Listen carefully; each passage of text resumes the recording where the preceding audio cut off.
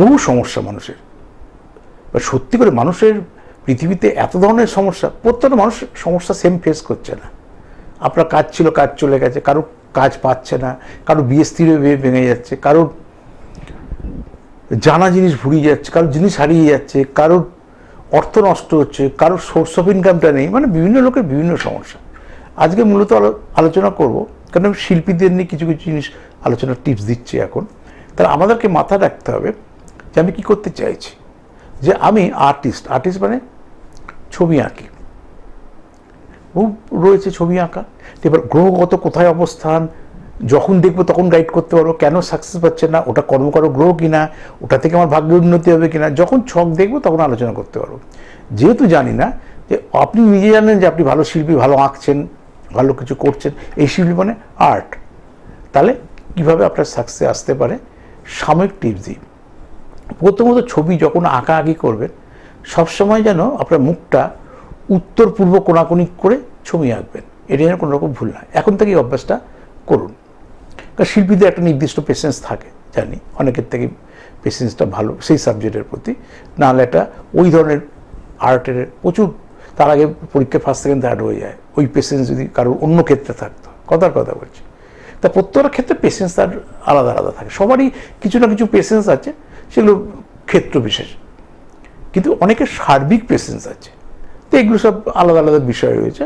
তাই আমি ধরে নিচ্ছি আপনি শিল্পী, আপনি চিত্রশিল্পী, অঙ্কন করছেন, কেউ দেখছেন, ভাবছেন, লিখছেন, ছবিতে আকার দিচ্ছেন, তাহলে উত্তর পূর্ব উত্তর কোণাকুণি বসে করবেন। এক, শক্ত কিছুর মধ্যে বসে করবেন, এটা যেন কোনোভাবে ভুল না, সে চেয়ার টেবিলও হতে পারে, কিন্তু শক্ত কিছু সে কাঠের, লোহাটা শুধু বাদ দিয়ে বসে আপনি করবেন। দ্বিতীয় কথা হচ্ছে, আপনাকে যেটা সব থেকে বেশি খেয়াল রাখতে হবে, যে পাঁচমুখী রুদ্রাক্ষ, আদারওয়াইজ 3 আর 2 এই কম্বিনেশনের রুদ্রাক্ষ পড়বেন। আর বৃহদ্বারক শিকড় হয়, ওই বৃহদ্বারকের গাছ টবে পুঁতবেন। সবার তো গ্রাম বাংলায় বাড়ি থাকতে পারে, কিন্তু শহর অঞ্চলে টব রয়েছে, বাড়ি তো নেই, ফ্ল্যাটই সব, তার টবে পুঁতে। কেন আপনি কোথাকার চিত্রশিল্পী আমি তো জানি না, গ্রাম্য হতে পারেন, আপনি পঞ্চায়েত এলাকায় থাকতে পারেন, আপনি মিউনিসিপ্যালিটি এলাকাও থাকতে পারেন, তাহলে আপনি ওই গাছটা যে কোনো বুধবার নিয়ে এসে ঢোকাবেন, ঢুকিয়ে প্রত্যেক দিন সূর্য থাকতে জল দেবেন আর মনোবাসনা স্থির করবেন। আমার যা প্রফেশন, সেই প্রফেশনের বাবা যাতে আমি সাকসেস পাই, পাওয়া বলেই বলবেন। এবং সেই বুধবার থেকে শুরু করে রোটেশন হয়েছে, প্রত্যেক দিন জল দেবেন।